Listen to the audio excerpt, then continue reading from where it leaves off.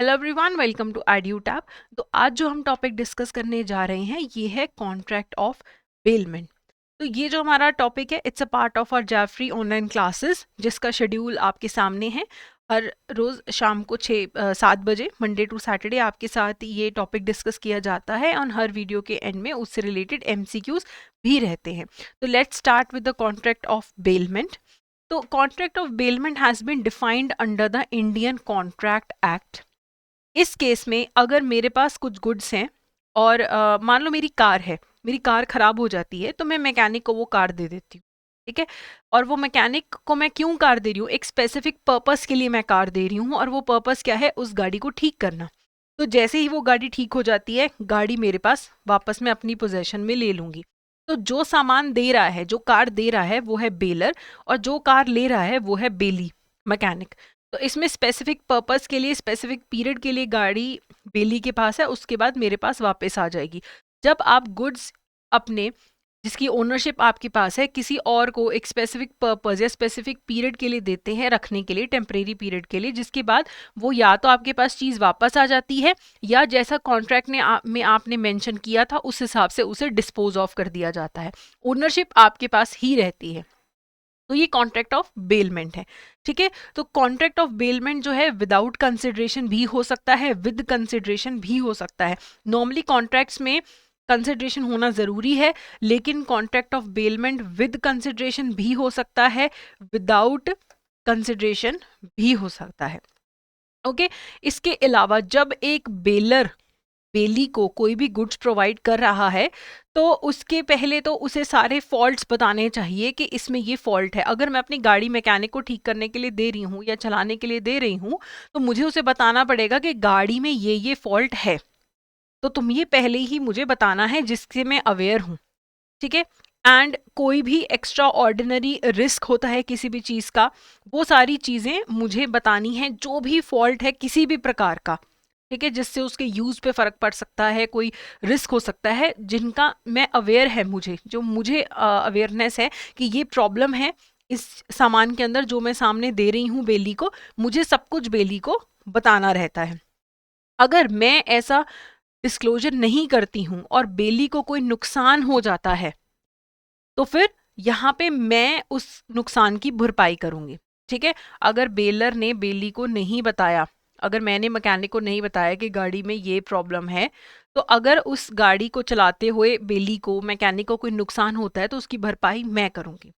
अगर बेलमेंट के कॉन्ट्रैक्ट में मैंने किसी को हायर पे सामान दिया है, ठीक है, तो उस केस में चाहे मुझे उस फॉल्ट का पता था, नहीं पता था, कोई अगर लॉस होता है तो मैं ही उसकी भरपाई करूंगी। ठीक है। तो मान लीजिए किसी, मेरे पास एक घोड़ा था और मैंने अपने एक फ्रेंड को हायर पे दे दिया कि वो मुझे कुछ कंसिडरेशन पे करेगा, और मैंने उसको बोल दिया ठीक है, तुम ये घोड़ा चला यूज़ कर सकते हो।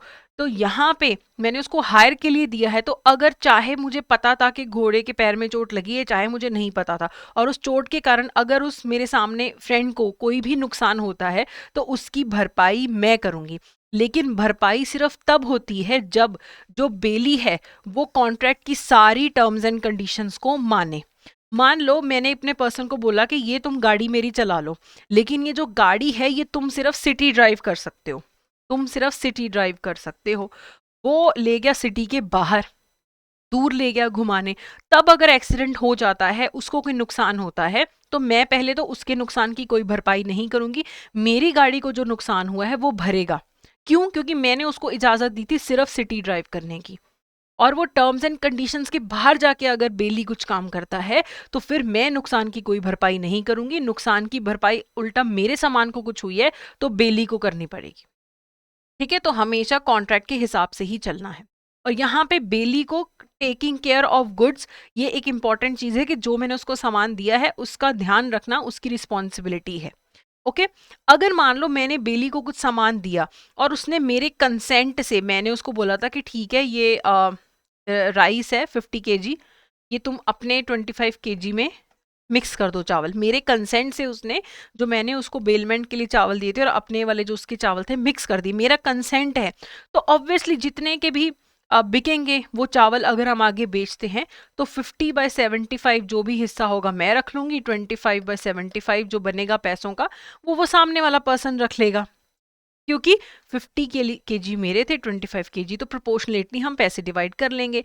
मान लो अगर वो सामान मिक्स कर देता है, मेरा कंसेंट नहीं था, उसने मुझसे बिना पूछे मेरा और उसका सामान जो बेलमेंट वाला था मिक्स कर दिया, तो उस केस में उन सामानों को जो सेपरेट करने का जो भी पैसा लगेगा, जो भी एक्सपेंसेस होंगे, वो बेली ही उसकी भरपाई करेगा।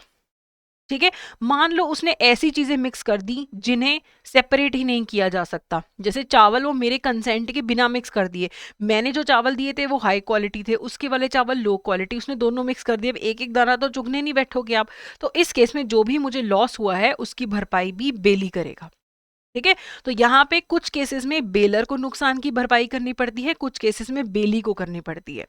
ओके, अब कुछ ड्यूटीज बेली की भी हैं, तो जितने टाइम के लिए बेली को सामान पकड़ाया जाता है कि तुमने ये सामान रखना है, वो टाइम पीरियड खत्म होने के बाद अगर वो टाइम पे मुझे गुड्स वापस नहीं करता, ठीक है, मैंने उसको बोला था कि ये मेरी कार रख ले, और ये कार वो बिल्कुल वैसे ही यूज करता है जैसे उसे करनी चाहिए थी, मैंने उसको बोला था 1 सितंबर को मुझे ये कार वापस कर दो, वो करता नहीं है, 4 सितंबर को खड़े खड़े गाड़ी के ऊपर कुछ गिर जाता है और गाड़ी का नुकसान हो जाता है, तो उसे फिर इसका नुकसान भरना पड़ेगा, चाहे उसकी कोई गलती नहीं, क्योंकि मैंने तो कहा था कि 1 सितंबर तक है हमारा कॉन्ट्रैक्ट, तो जो भी नुकसान होगा वो बेली को ही भरना पड़ेगा।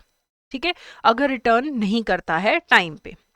अगर वो जो चीज है जो मैंने उसको बेलमेंट के लिए दी थी, अगर उससे कोई भी उसमें कोई भी इंक्रीज होता है, कोई भी उससे प्रॉफिट जनरेट होता है, तो उसका प्रॉफिट मेरे पास आना चाहिए, क्योंकि मैं बेलर हूं। मान लो उसे मैंने गाय दी थी कि तुम थोड़े दिन अपने पास रखो, वो गाय प्रेग्नेंट थी और वो काफ को जन्म देती है, बच्चे को जन्म देती है, तो उस पे बेली का हक नहीं होगा, मेरा हक होगा, क्योंकि काऊ की जो ओनरशिप है वो भी मेरी है। तो कोई भी इंक्रीज होता है सामान में, कोई भी प्रॉफिट होता है उन बेल्ड गुड्स से, तो वो बेलर को ही उसका प्रॉफिट वापस मिलता है। ठीक है, फिर उसके बाद एक है rights of bailee with regards to good. अब मान लो जो बेलर है उसने ना चोरी का सामान था, उसने आगे बेली को दे दिया, उसका कोई टाइटल नहीं था, मेरे पास कोई टाइटल नहीं था गुड्स का, फिर भी मैंने किसी और को आगे पकड़ा दिए। अब वो बेली तो उस चीज को यूज करेगा, कार मान लो चोरी की थी, मैंने आगे मैकेनिक को रिपेयर करने के लिए दे दी चोरी वाली, अब वो मैकेनिक तो मुझे रिपेयर करके सारी गाड़ी मुझे वापस दे देगा, उसे क्या पता कि गाड़ी चोरी की है। तो इस केस में उसने गुड फेथ में मुझे वो कार डिलीवर की है, तो इस केस में जो उसका ओरिजिनल ओनर होगा कार का, वो कल मैकेनिक को नहीं पकड़ सकता कि तुमने क्यों गाड़ी वापस की, ये तो मेरी थी, क्योंकि बेलर बेलर की गलती है ना, बेली को तो कुछ पता ही नहीं है। ठीक है, तो यहाँ पे बेली का राइट है प्रोटेक्शन का, कि उसे कोई कुछ नहीं बोल सकता, उसे तो गाड़ी जिसने दी थी उसने उसी बेलर को वापस कर दी। ठीक है, उसके बाद अगर मैंने मैकेनिक को कोई गाड़ी दी रिपेयर करने के लिए, ठीक है, मैंने कोई उसके साथ कॉन्ट्रैक्ट नहीं किया कि मैं तुझे इसके लिए ये इतने पैसे पे करूंगी, मैं तुझे रेम्युनरेशन दूंगी, तो यहाँ पे कोई भी राइट टू रेम्युनरेशन नहीं था बेली के पास। फिर भी इस केस में जो भी नेसेसरी एक्सपेंसेस पड़े हैं उसको गाड़ी ठीक करने के लिए, वो देना मेरी जिम्मेदारी है, चाहे मैंने पहले उसको नहीं बोला था कि तुम्हें रेम्युनरेशन मिलेगी, लेकिन मेरे जो गुड्स हैं उनको संभालने में, उनका ख्याल रखने में, उनको ठीक रखने में कोई भी अगर बेली का खर्चा हुआ है तो मेरा उसको खर्चा देना बनता है। ठीक है, चलिए, अब बेलीज लियन, कई बार हम उसे कोई ऐसी चीज देते हैं काम करने के लिए, मान लो मैंने ना एक डायमंड है, मैंने एक डायमंड जो है पॉलिश नहीं था, वो सामने दे दिया बेली को कि ये रखो डायमंड, इसे अच्छे से पॉलिश करके मुझे दे देना वापस। ठीक है, अब उसने अपना लेबर लगाया, डायमंड पे स्किल लगा के उसे पॉलिश कर दिया। जब मैं उससे लेने गई हूँ डायमंड कि मुझे दे दो मेरा डायमंड वापस, तो वो कहता है पहले इसकी पॉलिशिंग के लेबर का जो भी है वो मुझे पैसा दो। मैं कहती हूँ कि नहीं मेरे पास नहीं है, मैं अभी नहीं दे सकती। तो इस केस में जो बेली है जिसने डायमंड को पॉलिश किया है, he has the right to retain such goods, तो बेली के पास भी राइट टू लियन होता है। जब तक उसे उसकी रेम्युनरेशन वापस नहीं मिलती, जो उसने पैसे लगे हैं उसके लेबर स्किल के उसे नहीं मिल जाते, तब तक वो इसे अपनी कॉन्फिस्केशन कर सकता है, उसे अपनी पोजेशन में रख सकता है। तो ये बेली को लियन का भी राइट होता है। अब इससे रिलेटेड कुछ क्वेश्चन कर लेते हैं। A hires a carriage of B, which is unsafe though B is not aware of it.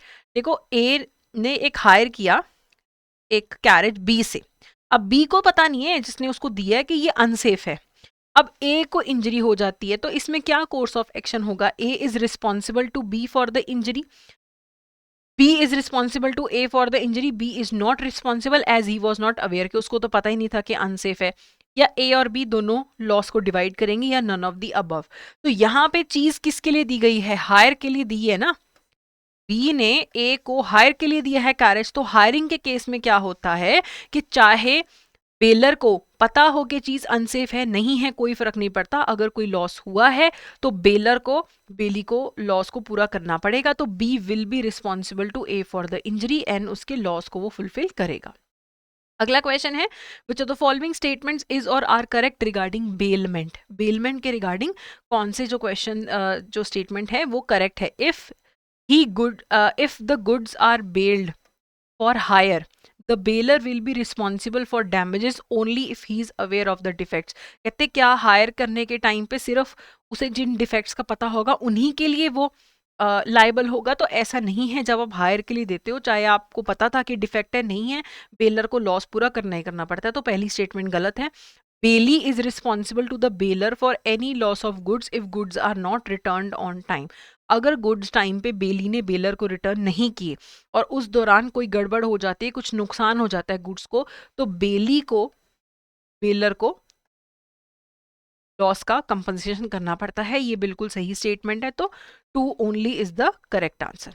अगला है if the belly has rendered any service, कोई सर्विस दी है जिसमें उसका लेबर या स्किल लगा है गुड्स के ऊपर, तो उसके पास उन गुड्स को रिटेन करने का राइट होता है। उसे क्या बोलते हैं? जब तक पैसे नहीं मिलते तब तक वो अपने पास रख सकता है उन गुड्स को, उसे क्या बोलेंगे? नेगेटिव लियन, बेलीज लियन, बेलर्स लियन या फिर नो सच राइट। तो राइट किसका है? बेली का, तो लियन किसकी होगी? बेलीज लियन। ठीक है, आखिरी क्वेश्चन होमवर्क क्वेश्चन है जिसका आंसर आप हमें कमेंट सेक्शन में देंगे। Under the contract of bailment the person delivering the goods is called dash and the person to whom they're deliver is called dash. Contract of bailment में जो person goods deliver करता है उसे क्या बोला जाता है, और जिसे गुड्स डिलीवर किए जाते हैं उसे क्या बोला जाता है? Consignor, consignee, principal agent, bailor, bailee, bailee and bailor. ठीक है, आपको पता है कि इसमें से आंसर है, लेकिन कौन सा आंसर है ये आप जरूर हमें कमेंट सेक्शन में बताइए। अगर आपकी कोई भी और राय है आप कमेंट सेक्शन में कमेंट कर सकते हैं या आप हमें मेल कर सकते हैं on hello@edutab.co.in, और इवन अगर आप चाहें तो आप हमें इस नंबर पे कांटेक्ट भी कर सकते हैं। So that's it for today, thank you so much.